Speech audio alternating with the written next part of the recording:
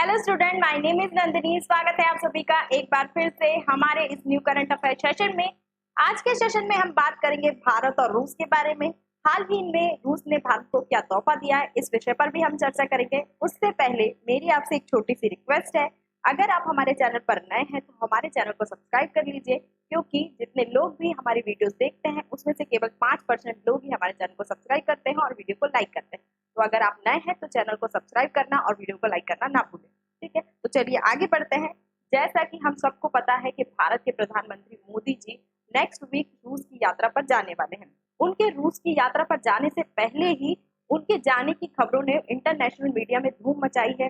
सभी ये अनुमान लगा रहे हैं कि आखिरकार क्या होगा जब दो बड़े देशों के प्रमुख आपस में बैठेंगे, बातचीत करेंगे और किस प्रकार के समझौते दोनों देशों के बीच किए जाएंगे। क्या वो रक्षा से संबंधित होंगे या टेक्नोलॉजी से संबंधित होंगे, इन सभी चीजों से संबंधित भी लोग अनुमान लगा रहे हैं। इसी बीच एक न्यूज निकलकर सामने आती है कि रूस देने वाला है भारत को एक प्री विजिट गिफ्ट, मतलब कि यात्रा पर जाने से पहले ही यात्रा का उपहार रूस के द्वारा भारत को दिया जा चुका है।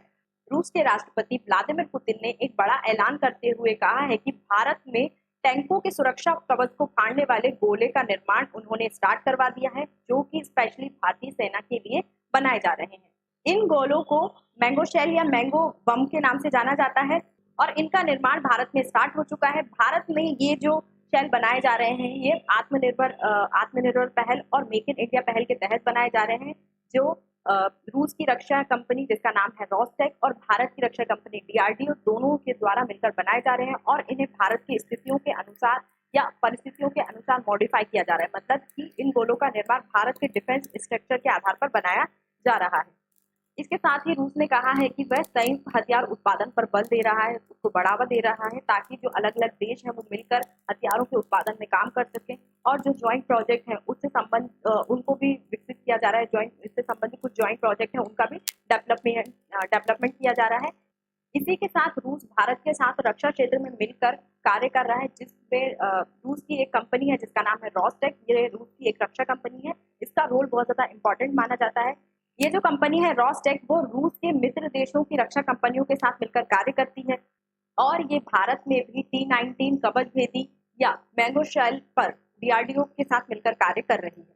अगर हम बात करें कि टैंक भेदी गोले क्या होते हैं, है ना, तो जो अभी जो मैंगो शेल बनाया जा रहा है वो एक टैंक भेदी गोला है। मतलब कि जो टैंक होते हैं उनकी जो ऊपरी कवच होता है वो बहुत ज्यादा हार्ड होता है। मतलब उनको स्पेशली ये जो गोले हैं निशाना बनाते हैं और उनको क्षति पहुंचाने के लिए ये मैंगो शेल का निर्माण किया जा रहा है। और साथ ही रूस ने ये भी कहा है कि जो मैंगो शेल भारत में बनाए जा रहे हैं उनके उत्पादन को और इजी बनाने के लिए, सुविधाजनक बनाने के लिए जो भारत में बारूद उत्पादन के प्लान को भी बढ़ावा दिया जा रहा है। मतलब बारूद उत्पादन के प्लान पर भी वर्क कर रहे हैं रूस और भारत मिलकर, ताकि भारत में इन मैंगो शेल का निर्माण और इजी तरीके से किया जा सके। अगर हम बात करें कि भारत के लिए क्या मायने हैं इस यात्रा के, भारत के लिए ये यात्रा कितना इम्पोर्टेंट रखती है या रूस से संबंध कितने इम्पोर्टेंट रखते हैं, अगर हम इस पर बात करें तो रूस और यूक्रेन वॉर के बाद प्रधानमंत्री मोदी की ये पहली यात्रा होगी। आखिरी बार 2019 में प्रधानमंत्री मोदी रूस की यात्रा पर गए थे, है ना। साथ ही मोदी जी ये कोशिश करेंगे कि जो वेस्टर्न वर्ल्ड है, पश्चिमी देश हैं, उनके साथ और रूस के साथ, वो दोनों के साथ अपने संबंधों को संतुलित करें, तालमेल बिठाने की वो कोशिश करेंगे, क्योंकि दोनों ही एक दूसरे के विरोध में रहते हैं, एक दूसरे के खिलाफ में रहते हैं। तो इस यात्रा में रूस और भारत कोशिश करेंगे कि वह अपने आपसी संबंधों को और भी ज्यादा मजबूत करें, क्योंकि भारत रूस का एक इम्पोर्टेंट ट्रेडिंग पार्टनर है ना, एक बहुत बड़ा ट्रेडिंग पार्टनर है। भारत रूस से तेल खरीदता है, हथियार खरीदता है, कच्चे तेल को आयात करता है और उसी कच्चे तेल को अन्य देशों में बेचता है। इसी प्रकार का कुछ चीन भी करता है। चीन भी रूस से तेल खरीदता है, बाद में फिर अन्य देशों को बेचता है। क्योंकि रूस पे बहुत सारे प्रतिबंध लगे हैं तो अन्य देश रूस से तेल खरीदने में डरते हैं। इस प्रकार से जो रूस का तेल है वो अन्य देशों को भी मिल जाता है। तो वर्तमान में जो रूस है वो भारत के लिए कच्चे तेल और हथियारों का एक सबसे बड़ा सप्लायर है। भारत प्रतिदिन लगभग 20 लाख बैरल तेल खरीदता है रूस से। साथ ही भारत और रूस एक इकोनॉमिकल कॉरिडोर का भी हिस्सा है, जिसे international north south transport corridor के नाम से जाना जाता है। अगर सुएज नहर से अगर भारत कोई माल मंगाता है तो उसे भारत पहुंचने में लगभग 40 दिन का समय लगता है। इस तरीके से समय और पैसे दोनों की बर्बादी होती है ना। लेकिन अगर इस कॉरिडोर का उपयोग भारत करता है तो उसको माल मंगाने में केवल 25 दिन का समय लगता है। तो ये कॉरिडोर भारत के लिए बहुत ज्यादा इंपॉर्टेंट है और रूस के लिए भी बहुत ज्यादा इंपॉर्टेंट है। और रिसेंटली भारत ने इसका उपयोग भी किया था जब भारत में गर्मियों में बिजली उत्पादन बहुत ज्यादा बढ़ गया था, उसके कारण भारत के जो तेल और कोयले के भंडार बहुत ज्यादा प्रभावित हो गए थे। तो भारत को चाहिए था कि इन भंडारों की आपूर्ति के लिए वो जल्द से जल्द तेल या कच्चा माल खरीदे, है ना। अगर वो सुएज नहर के भरोसे रहता तो बहुत टाइम लगता है उसको कच्चा तेल मंगाने में। इसीलिए इस कॉरिडोर का उपयोग भारत ने किया और रूस से ईरान के रास्ते तेल और कोयला मंगाया। और जो रूस है भारत को सस्ते दामों में तेल उपलब्ध कराता है। लेकिन पश्चिमी देशों के साथ जो अनबन है रूस की, है ना, जो खराब रिलेशन है, और चीन के साथ जिस प्रकार से रूस अपनी दोस्ती बढ़ा रहा है, उन सभी चीजों का प्रभाव रूस और भारत के संबंधों पर भी पड़ रहा है ना। रूस और भारत के संबंधों पर भी इसका विपरीत प्रभाव पड़ रहा है। वहीं जो पश्चिमी देश है भारत और चीन को अपनी ओर मिलाना चाहते हैं ताकि वो एशिया में रूस का सामना कर सकें, रूस के खिलाफ लड़ सकें। इसीलिए अमेरिका ने कई बार भारत और चीन पर दबाव बनाने की कोशिश की है।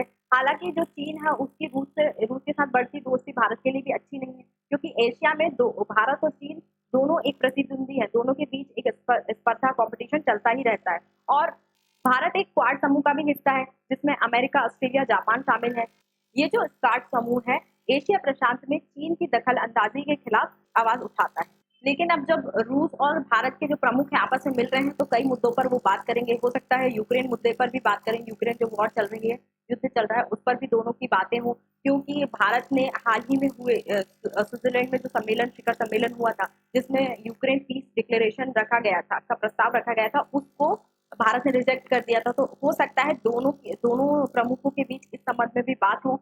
और जो भारतीय हैं जो रूस और यूक्रेन युद्ध में फंस गए हैं और वहां पर प्रताड़ित हो रहे हैं, है ना, पीड़ा का सामना कर रहे हैं, उन पर भी चर्चा हो सकती है इस बैठक में या इस यात्रा के दौरान।